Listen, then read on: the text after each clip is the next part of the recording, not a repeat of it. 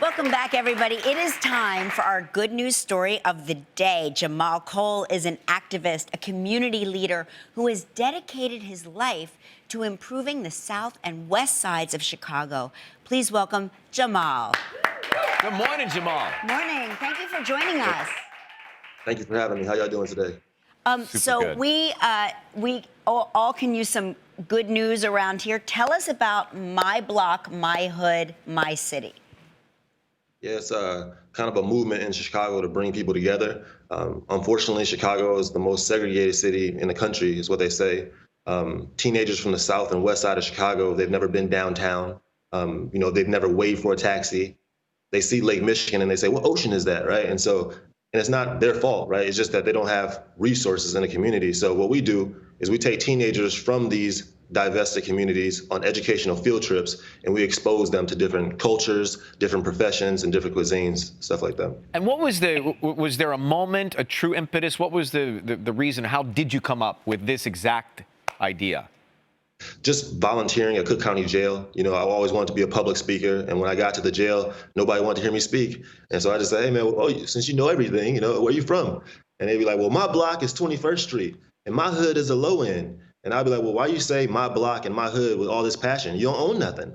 And it was like, well, man, hey, ain't no black people downtown. Ain't no black people on the north side of Chicago. I was like, well, who told you that? And that's when I realized a lot of kids in jail or teenagers in jail had never been downtown. Like their whole worldview was shaped by a few blocks. And that's tragic. And so I wanted to take them on field trips and expose them to different jobs.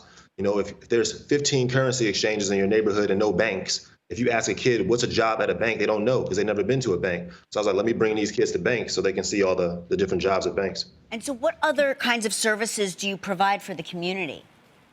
Yeah, so we think democracy starts on the block level. So we light up Martin Luther King Jr. Drive for the holidays. Right now on King Drive in Chicago, there's a lot of helicopter lights and police car lights, but we hang holiday lights on 500 homes for free, and we also decorate 500 city poles with garland, ribbons, bows, and it's just a way to inspire hope and interrupt trauma that exists because you can't be inspired when every billboard in the neighborhood says cheap divorces or $6,000 tax advances. It's hard to be inspired when you have to order your breakfast every morning through bulletproof glass windows and there's helicopters everywhere. So by hanging lights, it's a good way to interrupt trauma.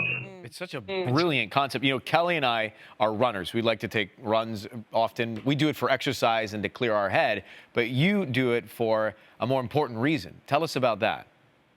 Yeah, man, just to inspire hope. First of all, I want to, the more I run, the more it helps me shake off all the haters. And it's always something going on in Chicago. So it's like, you hear about this happening, you hear about that happening.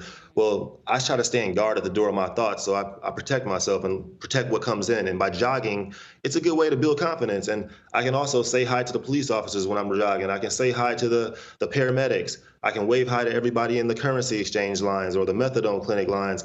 And it's a good way to fall in love with your neighborhood. You can count the boarded up windows, count the boarded up businesses, and you say, okay, that's where I can help out. And that's kind of why I do it. You're also, we should point out, the subject of a new documentary, right?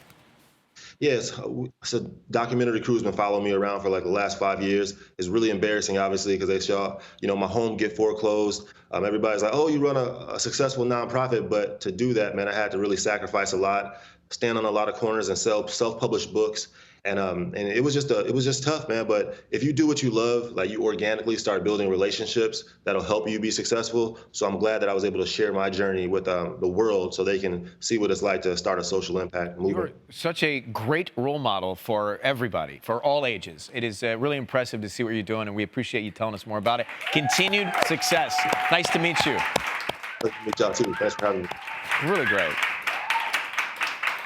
And you can check out Jahmal the premiere, A Tiny Ripple of Hope, at the Slam Dance Film Festival. You can see him there in February. So we'll make sure we look for that, all right? Thanks, Jahmal. See you, buddy. Bye-bye.